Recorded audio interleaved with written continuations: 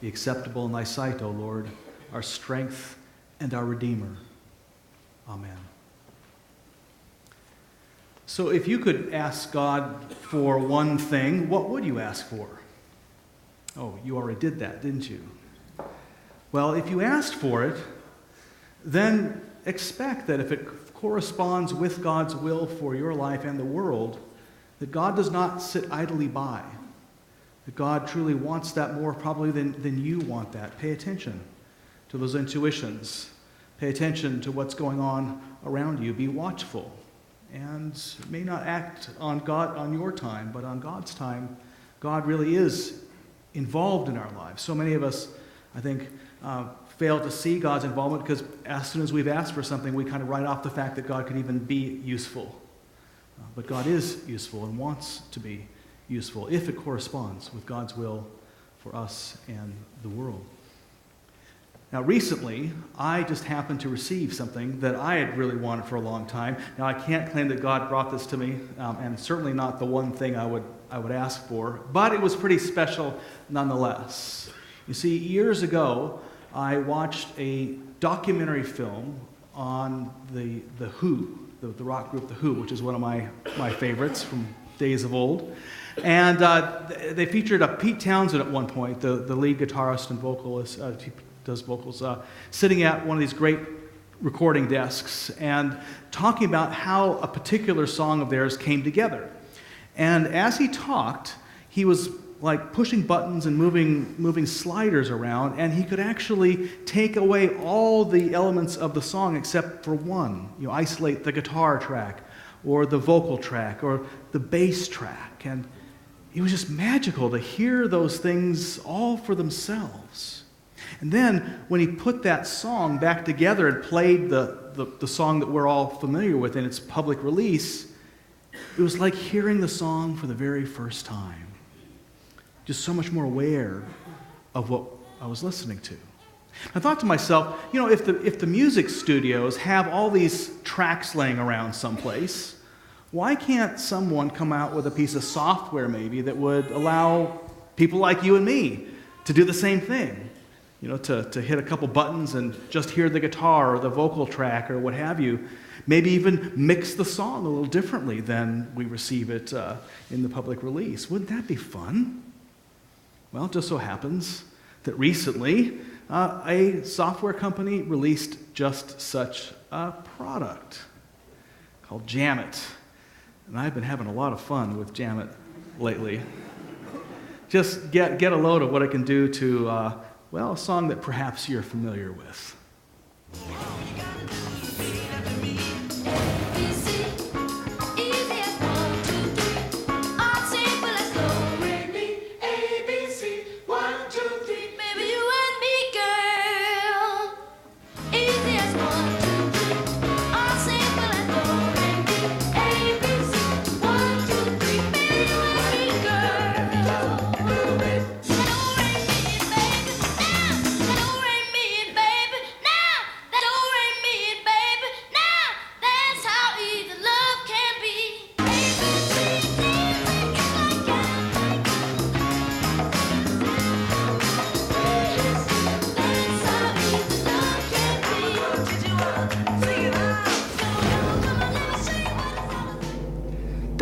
Me, baby, no!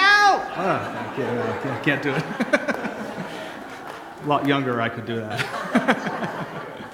So a few of you may be wondering what Jamit may have to do with our story today and what we'll be covering. Well, actually, the way Jamit is configured has a lot to do, a lot more than you think, with the Bible. Many people don't realize that the texts we've received, the stories in the Bible, are really composite works in many places, the works of many hands that have gone into the writing or the reworking of the story. You kind of have a main track, and then a lot of the stories, different hands have come in at different points of time, during sometimes even centuries later, and added little pieces here and there to the stories. That's why, for instance, sometimes you may be reading a story and get confused because maybe the story's been going on one track, but then suddenly there's this completely, sometimes even contradictory point of view that's being offered. You think, wait a minute, they just said this, why are they saying this?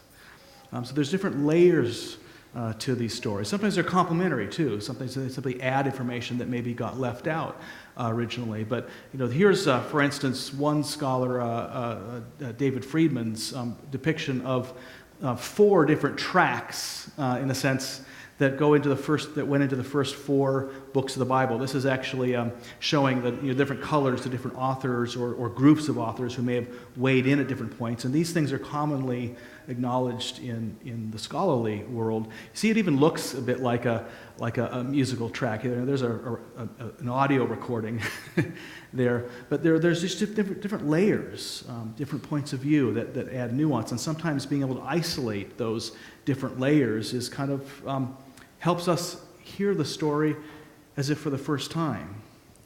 And with the advent of all these tools of critical scholarship in the last century, it's as if Jammet was invented for the Bible. I'm going to suggest we do a little Bible jam this morning and simply hear track A, a little selection of track A in Solomon's story, which runs through the first 11 chapters of the first book of Kings. But track A was probably written by someone who was either in Solomon's court or administration or wrote around that time, very much aware of what Solomon was up to, the things he built, recorded very carefully his achievements, very proud of Solomon. Let's hear a little bit of that melody line that's set up for us in the first 11 chapters of the book of Kings.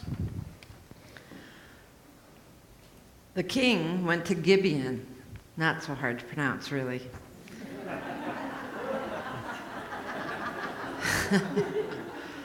The king went to Gibeon to sacrifice there, for that was the principal high place. Solomon used to offer 1,000 burnt offerings on that altar. At Gibeon, the Lord appeared to Solomon in a dream by night, and God said, "Ask what I shall give you." And Solomon said, "You have shown great and steadfast love in your servant my father David, because he walked before you in faithfulness, in righteousness, and in uprightness of heart toward you. And you have kept for him this great and steadfast love, and have given him a son to sit on his throne today. And now, O Lord my God, you have made your servant king in place of my father David.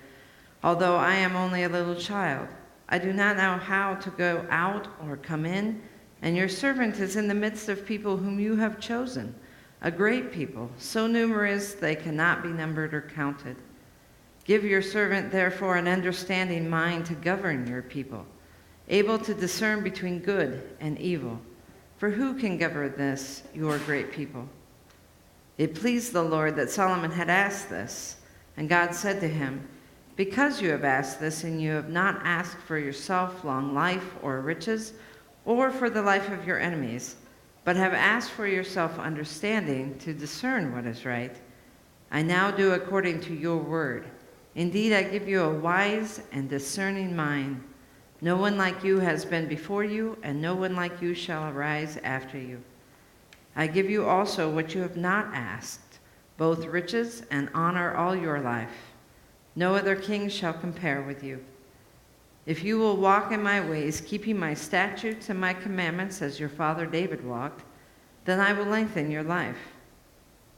Then Solomon awoke. It had been a dream. He came to Jerusalem, where he stood before the ark of the covenant of the Lord. He offered up burnt offerings and offerings of well-being, and provided a feast for all of his servants. Later, 2 women who were prostitutes came to the king and stood before him. The one woman said, "Please, my lord, this woman and I have lived in the same house, and I gave birth while she was in the house. Then on the 3rd day after I gave birth, this woman also gave birth. We were together. There was no one else with us in the house. Only the 2 of us were in the house. Then this woman's son died in the night because she lay on him. She got up in the middle of the night and took my son from beside me while your servant slept.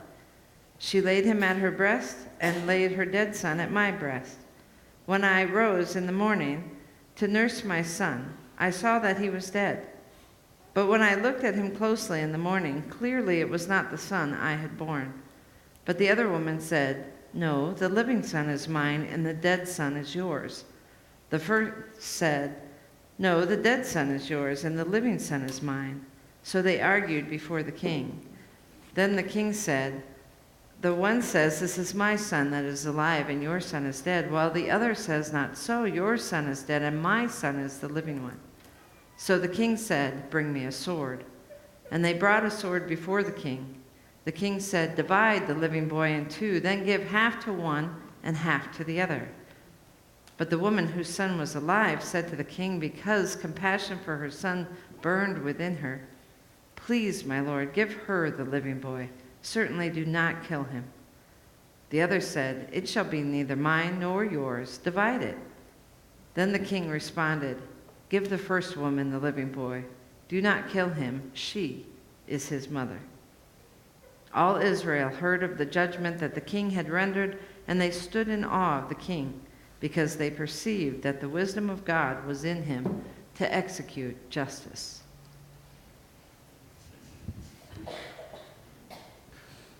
Last week, on Wednesday at Darkwood Brew, when we asked the storyteller and activist Melvin Bray what would be the one thing that he would ask for if God were to present God's self before him, he surprised us. He said, "I don't have a clue what I'd ask for."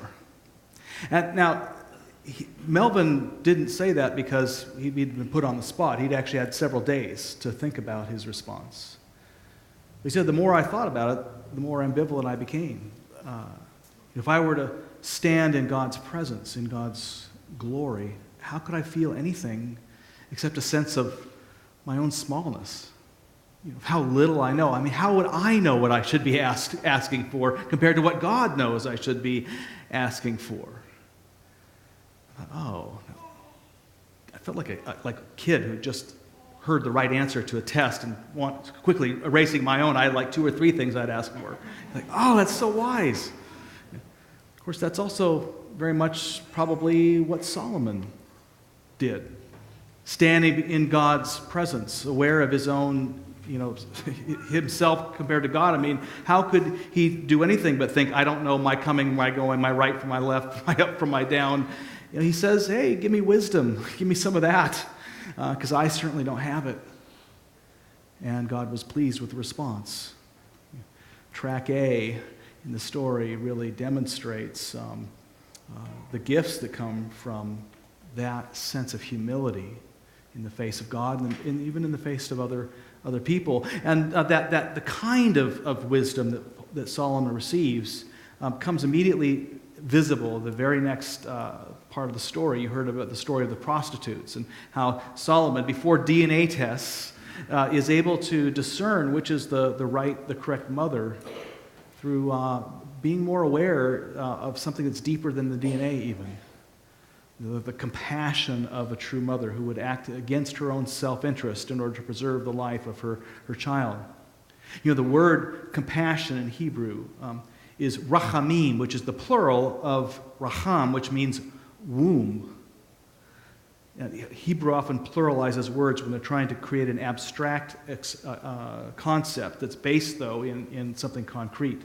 In a sense, what Solomon is in touch with is the wombishness of the mother. That visceral sense of connection. To be compassionate as Solomon was compassionate is to really dig down and feel what another person feels, as if that they are your own feelings. And Solomon, of course, never having been a mother, must have been in touch with himself enough in his own struggles to at least then find analogies within himself to what he'd be feeling and then come out with the way he did.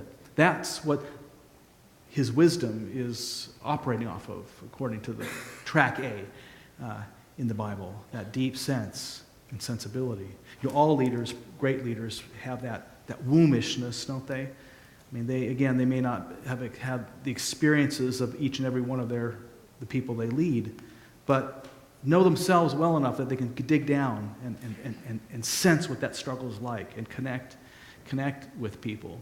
And Solomon seems to have been aware of the power and potential of this and the potential to do good with this.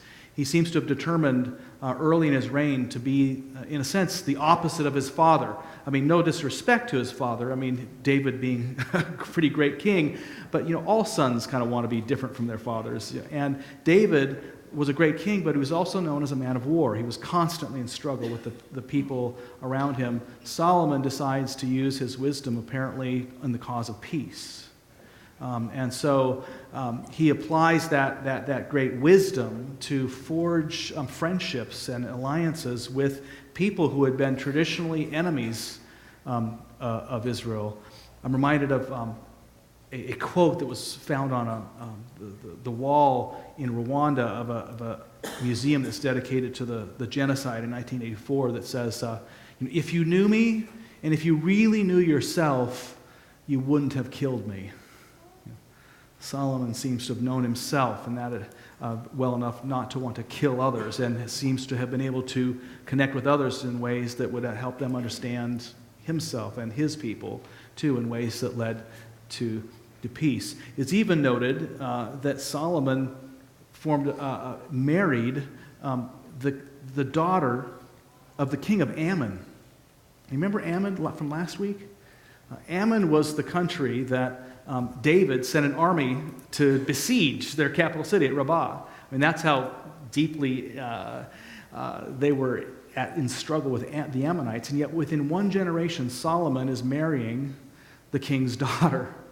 And in those days, marriage wasn't simply about lovey-dovey. It was marriage between kings and their daughters and sons. That illustrated an alliance, an actual alliance between countries. Well, Solomon apparently formed a lot of alliances.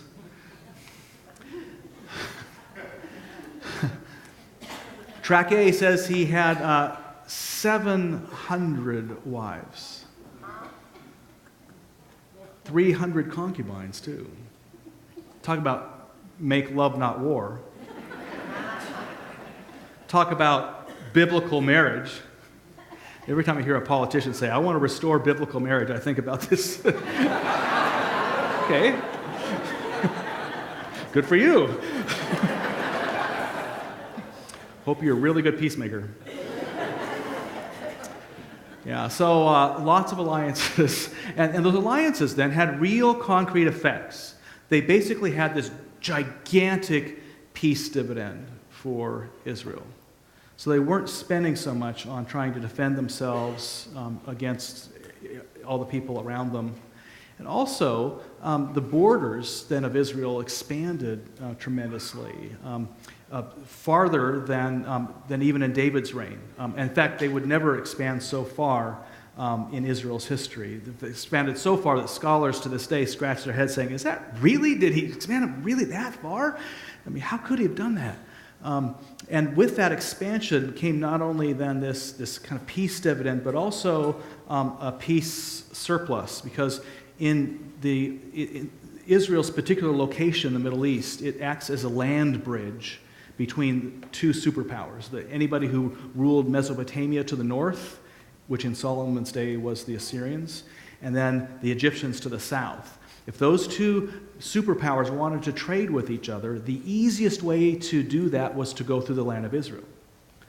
So Israel starts producing tremendous exports, and they're able to tax the trade that goes back and forth.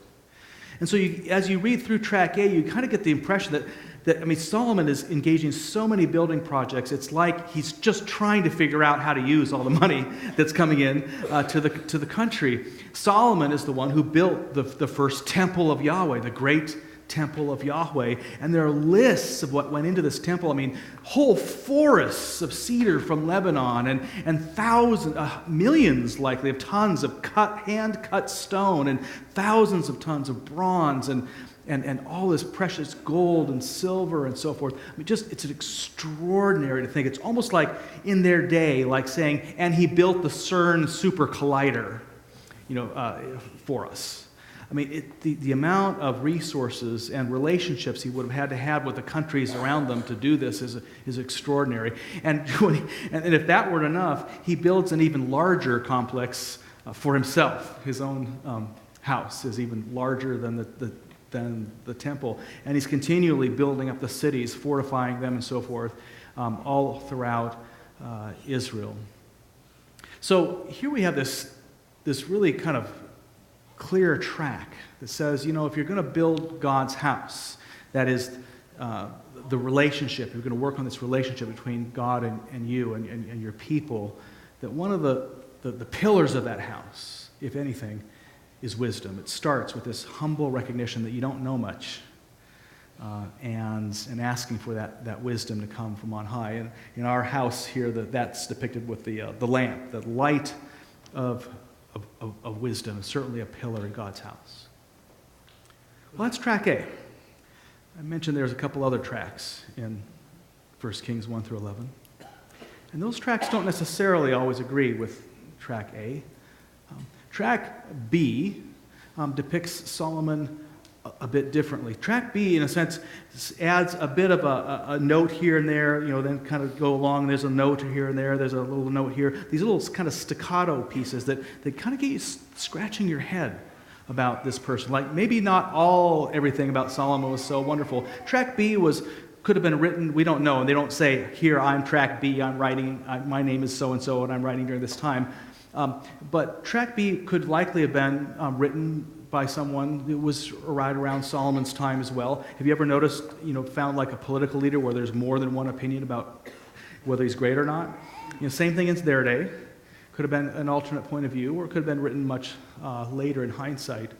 But immediately, actually, whoever was responsible for track B actually usurps track A a little bit by inserting a note just before track A gets going. So in the three verses that precede what you just heard, it starts with this interesting note that Solomon, and it seems innocuous enough to us in modern times, it says Solomon married the daughter of Pharaoh in Egypt.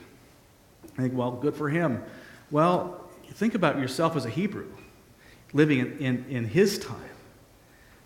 Solomon marries, and remember, marriage isn't just simply about lovey-dovey. This is about an alliance. Forms a marriage alliance with Egypt?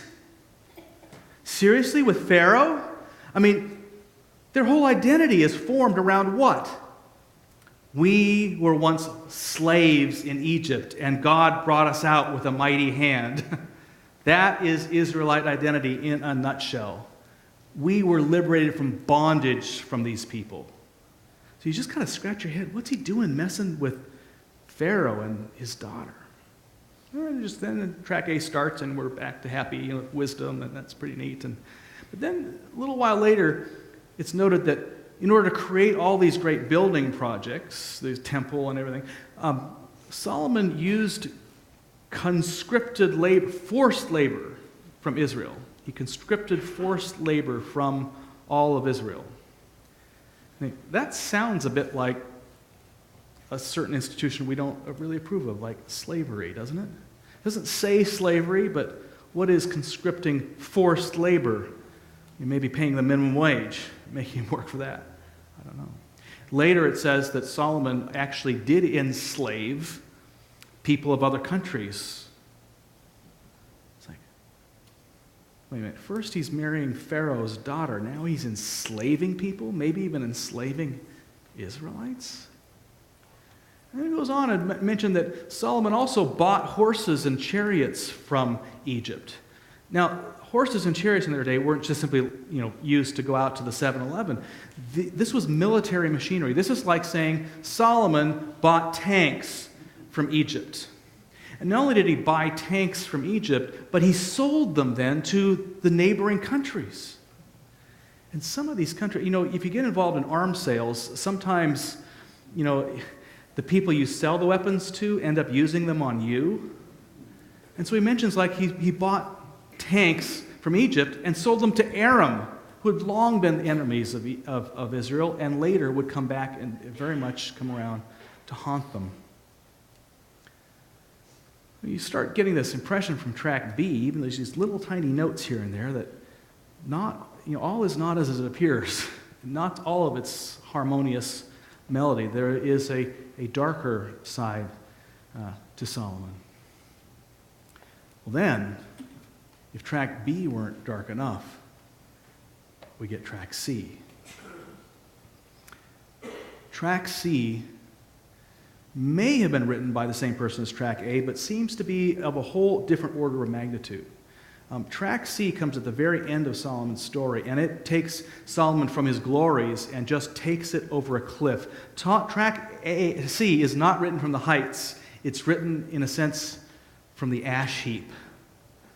It's as if, like, somebody from his great-great-grandchildren's generation is looking back and saying, this is why we are where we are.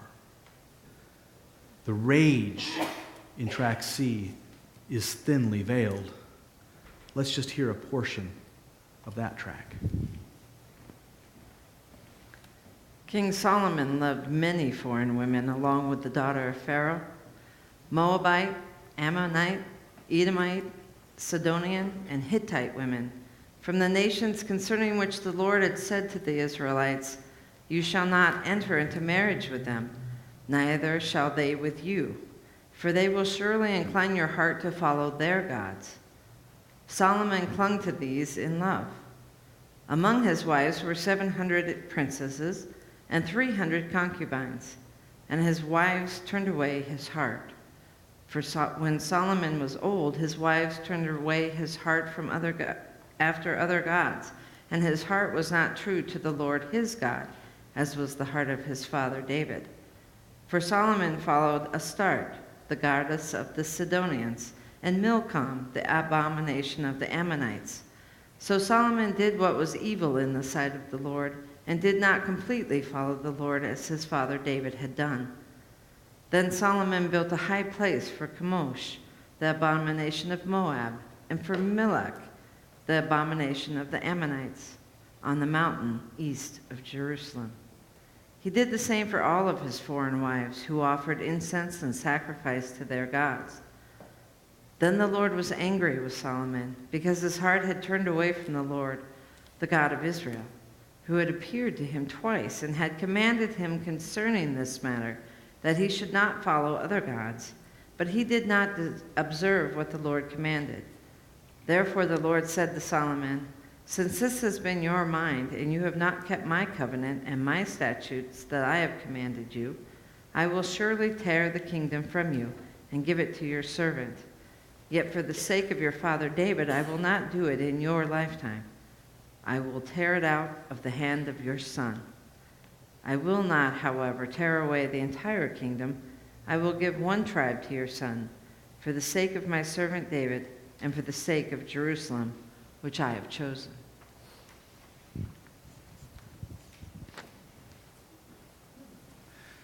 So, we don't really believe in all these gods running around these days, perhaps, but those gods of ancient times and goddesses all represented energies to which are still around, to which we still ask for our loyalty, our devotion, our time, our talent, our treasure. And track C looks back from a long, good distance and says, you know what? In a sense, Solomon lost himself in all these energies. He spent so much time trying to please others and create these relationships that he lost a sense of himself, who he was and whose he was. He lost a sense for the very one who had given him that rachamim, that compassion to begin with. Too many different loyalties, too many different places he had to devote his energy. And what happened was, ultimately, he had great wisdom, but the very house that he constructed that was so beautiful, so wonderful, ended up becoming, in the end, a house of cards. As soon as Solomon dies, the whole thing comes apart. The whole country of Israel implodes, and civil war starts that will continue with them for centuries. Conflict. 10 tribes literally will split off from Solomon's own tribe and another one. So Judah and Benjamin are left to themselves. Those 10 tribes would eventually be conquered by the Assyrians and would become the 10 lost tribes of Israel. The 2 that remained would eventually be conquered by the Babylonians and sent off into exile. It's probably from within one of those two ash heaps that the track C writes and says it all started here. So what is the Jam-It version then? What does it do for us? We hear those different tracks in their own isolation. Well, track A, reminds us quite rightly that wisdom really is a key pillar in any kind of relationship with God. A humble recognition that we don't know much and that God knows a lot more than we do. Seeking that insight, that wisdom is key. And that story, if you just simply read it on its own, illustrates what it's like when you actually receive that and do something with it. It gives us a hint of what God's intention was for Israel from the beginning. I mean, can you imagine, had Solomon not fallen away, what the country of Israel would have been like? What life would have been like and what they could have done for the world. So it gives us this taste of here's what God wants for all of us. The tracks B and C remind us that wisdom, as great a thing as it is to want and seek, if you don't have something else, if it's not set on a firm foundation, you don't have much. In fact, what you build will become like dust in the wind eventually. And to these writers, the foundation of it all, it was really the love and respect for the giver of the gift. It's like we found last week, the blueprints and construction stuff represents what we found with King David last week. That starts, the foundation of God's house is built on the recognition that God is the one who creates the blueprints, that God is the one who creates the design for life. We are more like the construction workers. The highest among us are more like the construction foremen or forewomen. Our only authority comes from following the design of God, loving and respecting the one who invites us to build the house to begin with. What does the Jam-It version of the Bible have to say to us if you hit play in our day?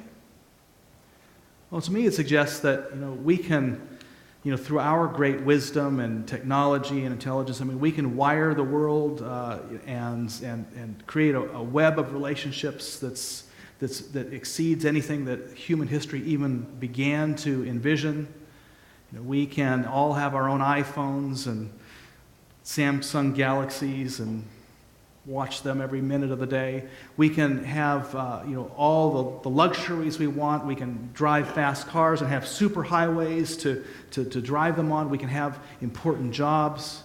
We can live in a country that is extremely powerful, with powerful armies and powerful alliances with powerful nations. And we can have multinational corporations that span the globe. But in the end, and those things come from great wisdom and intelligence.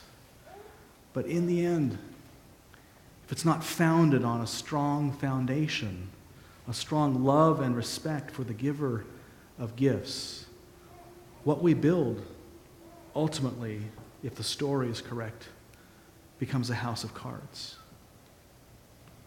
Now, if we are building on any other foundation than the love and respect for our Creator, then we, like Solomon, might get lucky enough to hold things together just long enough to live out our days.